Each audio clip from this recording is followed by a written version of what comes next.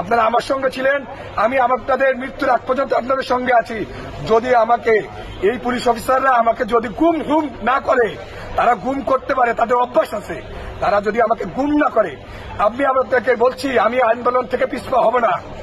যদি আমি ভিডিওতে না আসি মনে করবেন আমাকে গুম করে দিছে, কারণ এই বাহিনী সিনিয়র অফিসাররা গুম করা অভ্যাস আছে, তারা গত 15 বছরে গুম করছে, এখনো গুম করতেছে। সুতরাং আপনাদের কাছে আমার জোরালো আবেদন, আমি থাকি বা না থাকি আপনারা রাজপথ ছাড়বেন না। মহামান্য রাষ্ট্রপ্রধান ডক্টর ইউনূস স্যার আমাদের দাবি দাবা অলরেডি মেনে নেওয়ার জন্য সম্মতি জ্ঞাপন করেছে। ভাই এটা হচ্ছে আমাদের জন্য আর কি থাকতে পারে, কিন্তু এখন আমাদের স্যাররা যদি আমাদের সঙ্গে বিট্টাই করে ভাই, তাহলে দাবি দাবা পূর্ণ হবে না। ডক্টর ইউনূসের যে পোস্টটা অলরেডি আপনারা পেয়ে গেছেন, সুতরাং আমাদের ভয়ের কিছু নাই। স্যার আমাদের সঙ্গে যোগাযোগ করার চেষ্টা করতেছে, আইজি স্যার আমার সঙ্গে কোনো যোগাযোগ করতেছেন না।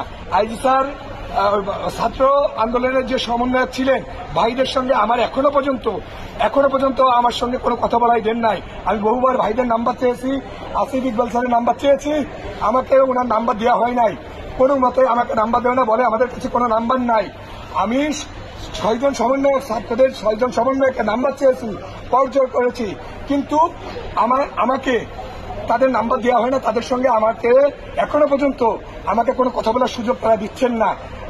আমাদের দাবি যাতে নকশাত হয়ে যায়, এজন্য বিভিন্ন এসপি ডিআইজি আমাকে ফোন করে হুমকি প্রদান করতেছেন যে তুমি যেটা করতেছো এটা ঠিক করতেছো না, তুমি সরে যাও, তুমি বাহিনীকে ধ্বংস করে দিচ্ছ, তুমি সরে যাও। ভাই আমি কি বাহিনীকে ধ্বংস করতেছি না বাহিনীকে পুনর্গঠন করতেছি? আমি যদি পুনর্গঠন করে থাকি তাহলে আপনারা আমার সঙ্গে থাকবেন, আমি যদি যৌক্তিক থাকি আমার সঙ্গে থাকবেন, আমি যদি অযৌক্তিক থাকি ভাই আপনারা সরেছেন। আমাদের কাছে অনুরোধ, আমরা জনবান্ধব পুলিশ হতে চাই, একটাই দাবি আমরা জনগণের পুলিশ হতে চাই।